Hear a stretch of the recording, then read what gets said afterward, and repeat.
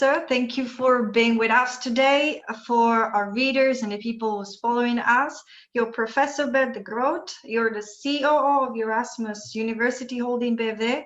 You have several supervisory board positions. Also, you hold the chair of governance and strategic investments, and you're director of the Erasmus Executive Program, the new CFO, and as well the director of the Master of Science, Maritime Economics and Logistics. And in this interview, you will help executives and business leaders taking better decisions and picturing the future of competitiveness by looking at the present and future economic cycles. Professor, you've been making economic forecasts since 1997. Can you tell our readers what happened since the outbreak of the COVID-19 pandemic? Yes, I'd like to take us all back into the predictions that I made in 2018, because the early indications were already that there was a decline of the investment cycle and a decline of the consumer cycle.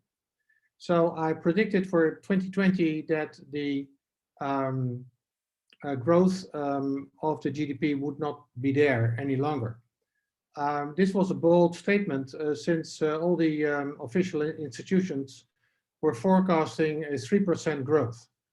And we have been seeing that in the year 2019, the decline really took place. And also there was another indication in the United States that the 2-year Treasury minus the 2-year Treasury as an indication was hitting below zero. That happened somewhere around October, November 2019. And it was indicating that the crisis was to be there in the next 6 months. Now, nobody saw the corona crisis hit coming, and I did not too. I just was following my economic model, and I saw the descent coming. Now, of course, we all know what happened in 2020. The companies and the households gradually started to change into a survival mode, and investments were further reduced. But we have to bear in mind that after such a steep decline, of course, there will be a rise again in that cycle. Now, because of the huge fiscal or financial support offered by governments, companies and entrepreneurs were very much supported. It was suppressing bankruptcies and layoffs. Now, if you look at the picture, you can see that I was forecasting the V hit in 2020, and when I look at the outcomes, the realizations, those outcomes were really close by. So good indication of the forecast. Now, naturally, people suffered. There was a lot of unemployment. Of course, the staffing services, the people that were employed in short-term contracts, they were not continued. And of course, the younger generations, they were suffering also a lot, especially in the south of Europe, where where unemployment already was high. And then if you take a look at how Corona hit us and how it hit the various industries, we see a different picture. First of all, aircraft companies, train transportation companies, they were almost faced with bankruptcy, and only because of tremendous support by the government they were kept alive. On the other hand, digital companies, big data, ICT companies, they flourished.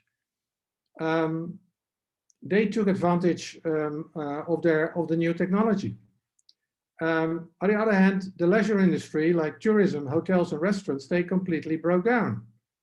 And if you look at healthcare, it got a rare mix of increasing corona care, rising death, rise of less specialized medic care, and less non-medic care because of restrictions imposed.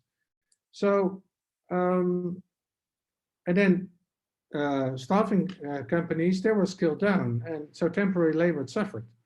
So what we have been seeing is that unemployment rose, but also the hidden unemployment. People that were, of course, still employed by their employer because they were supported by government and not allowed to let people go. But the productivity, of course, was not there. So people suffered. Also, the schooling system suffered. That will translate itself into at least a 6 months. Well, it is avoiding the skills build-up for that 6 months period. So that will come at a price in future. Now, on the positive note, all of this is we have seen that innovations which are coming in every year. So it's not a magical thing that happened specifically in 1 year.